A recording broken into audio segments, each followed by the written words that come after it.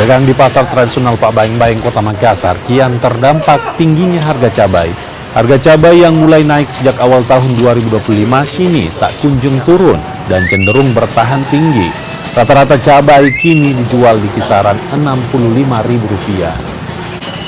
Kondisi cuaca yang kini masuk musim penghujan membuat pedagang khawatir. Pasalnya potensi petani gagal panen tinggi dan dapat memicu harga komoditi pertanian semakin sulit ditekan.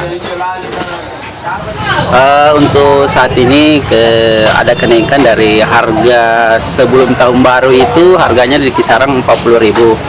Tapi setelah tahun baru ada kenaikan sangat drastis dari harga 40 naik jadi 55 sampai 60.000. Itu per kilo? Per kilo, betul. Yang ini yang belum dibersihkan ya, tapi kalau sudah dipeti dia di kisaran harga 65.000 per kilo. Nah, Iya. Kalau untuk bawang merah Kalau untuk bawang merah waktu sebelum tahun baru dia harganya 40 ribuan tapi sekarang sudah turun.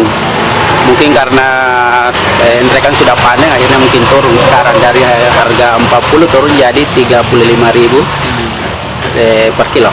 Oke, kalau ini cabai kan, nah ini kenapa alasannya sampai bisa naik gimana? Mungkin karena faktor cuaca juga, banyak mungkin yang pohonnya rusak atau apa buahnya akhirnya jadi langka.